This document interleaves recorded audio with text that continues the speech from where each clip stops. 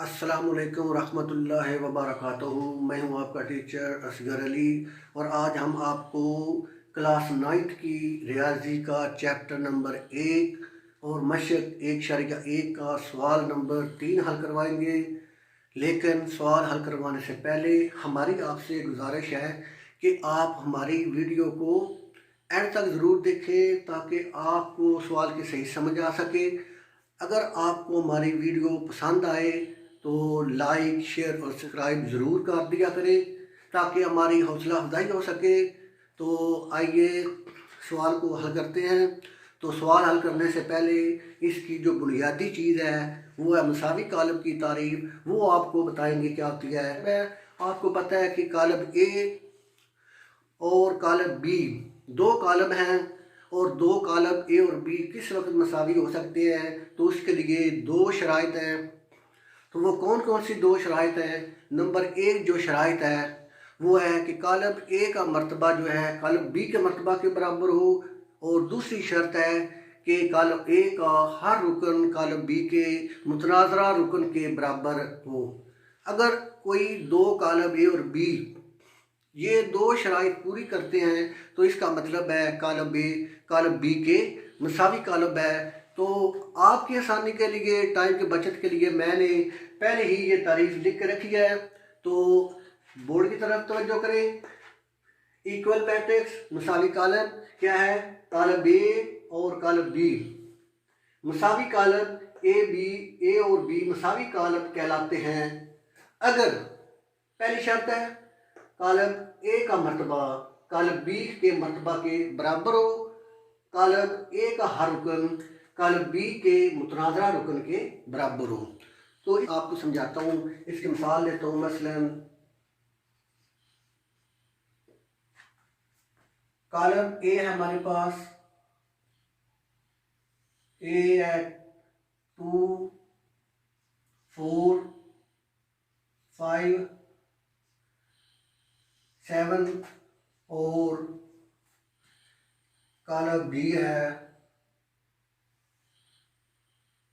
2 4 2 + 3 7। हमारे पास ये दो कालब है, कालब ए और कालब बी। तो पहले कालब का मर्तबा क्या है ये हम आपको बताएंगे। तो पहले सवाल में हम बता चुके हैं मर्तबा क्या होता है कि किसी कालब की कितनी रोज़ हैं और कितने कालम हैं, और उनको हम लिखते हैं। इसका क्या, कितनी रोज़ हैं?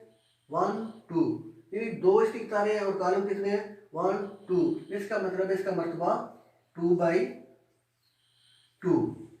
अब बी का चेक करते हैं, इसकी किताबें कितनी हैं? 1 2, तो ये 2 और कालम कितने हैं? 2। तो ये इसकी पहली शर्त जो है वो पूरी होगी। अगर कालब ए और कालब बी का मर्तबा बराबर है तो इसका मतलब है पहली शर्त पूरी हो गई। अब हम इसकी दूसरी शर्त को चेक करते हैं, इनके अरकान चेक करते हैं। देखिए जी, ए का पहला रुकन 2 तो बी का पहला रुकन 2 बराबर हो गया मुतनाज़रा रुकन, और ए का ये दूसरा रुकन 4 और कालब बी का दूसरा रुकन 4, ये मुतनाज़रा अरकान बी बराबर। अब इसको चेक करते हैं, ए का 5 और बी का 2 3 और ये भी 5 होता है। इसका मतलब है इसका तीसरा रुकन भी इसके मसावी आ गया। अब इसका 7 और ये भी 7। तो दूसरी शर्त को चेक करते हैं। ए के हमारे पास कालब ए 2 4 5 7 और कालब बी हमारे पास क्या है? 2 4 2 + 3 7। तो आप मुआवजा करते हैं, इसका पहला रुकन 2 इसके बराबर और इसका ये इसके बराबर, और ये 5 जो है 2 + 3 के बराबर, और 7 जो है 7 के बराबर। इसका मतलब है कालब ए और कालब बी के हर मुतनाज़ा रुकन बी के बराबर है। तो दूसरी शर्त भी इसकी पूरी होगी। तो अब हम कह सकते हैं कि कालब ए कालब बी के कालब ए = कालब बी के मसावी कालब है। तो ये कंसेप्ट आपको यकीनन इसकी समझ आ गई होगी। अगर आप ये दो बातें याद रखें, अगर आपको सवाल में दिया हुआ है कि ये दो कालब मसावी कालब है। तो इसका मतलब है उनका हर मुतनाज़ा रुकन दूसरे के मसावी है और उसका ए का मर्तबा जो है बी के मर्तबा के मसावी है। तो इसका मतलब है हम सवाल को आसानी से मुसवात की शक्ल में लिख के हल कर सकते हैं। तो आइए हम सवाल नंबर 3 हल करते हैं। तो सवाल मैंने लिख लिया है, अब हम सवाल को हल करना शुरू करते हैं। तो देखें जी, सवाल क्या है, ए बी सी और डी की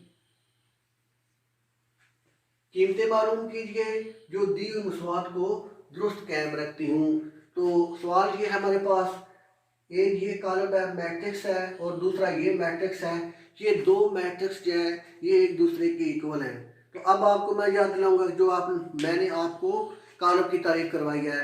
तो दो कॉलम किस वक्त इक्वल होते हैं, जब उनके मुतनाज़ा अरकान इक्वल हैं और उनके मर्तबे इक्वल होते हैं। तो यहाँ से हमने इसकी 4 इक्वेशन बनानी है, 4 मसवाते बनाएंगे और उनको बारी बारी हल करेंगे। तो ये ए जमा सी, ये जो पहला रुकन है ये किसके इक्वल होगा, 0 के इक्वल होगा। तो नंबर 1 हम लिखते हैं A plus C is equal to 0। तो ये हमारे पास पहली इक्वेशन बन गई। तो दूसरी देखेंगे, पहली रो का पहला रुकन ए प्लस सी 0 की इक्वल, ये इसकी इक्वेशन बनती है। ए प्लस 2b, ये दूसरा रुकन जो है ये -7 की इक्वल, ये दूसरी इक्वेशन बनती है। A plus 2b is equal to -7, ये इसकी इक्वेशन नंबर 2 बन गई।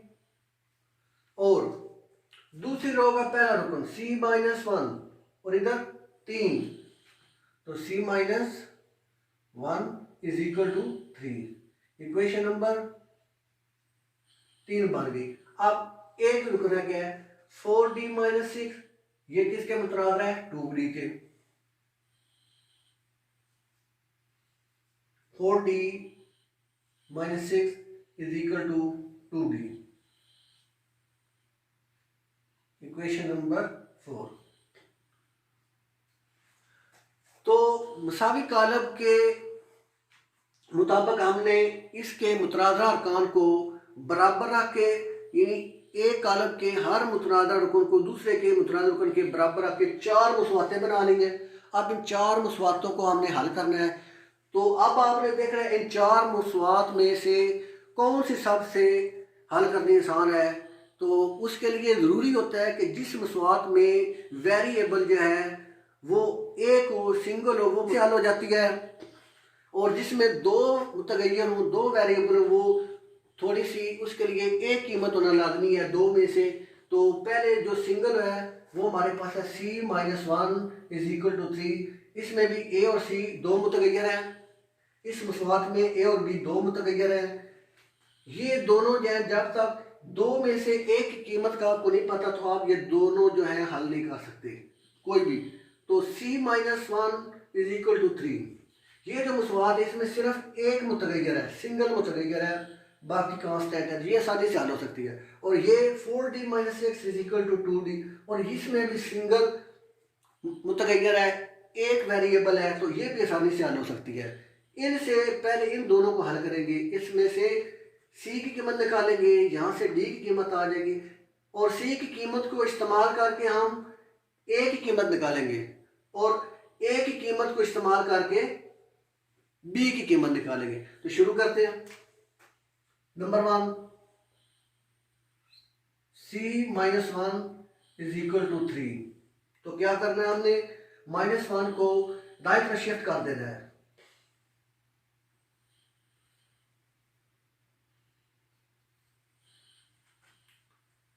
तो c-1 दाईं तरफ शिफ्ट करें तो +1 हो जाएगा और c इज इक्वल टू 3 + 1 4। तो ये हमारे पास एक कीमत आ गई c की आसानी से। अब c की जो वैल्यू है, जो कीमत है, ये हम रखेंगे किसमें, मसवात नंबर 1 में c की जगह और a की वैल्यू निकाल लेंगे। तो देखें जी, c की कीमत को मुसवात 1 में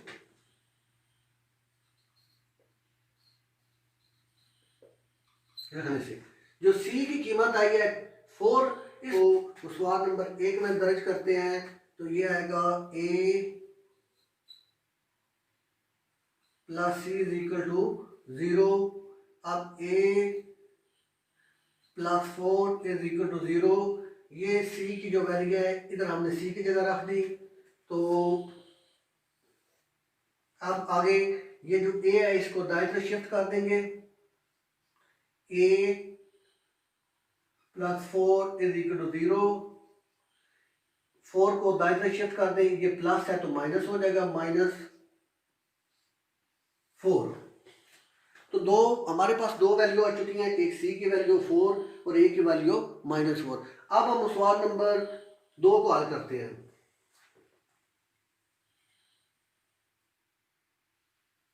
सवाल 2 में ए की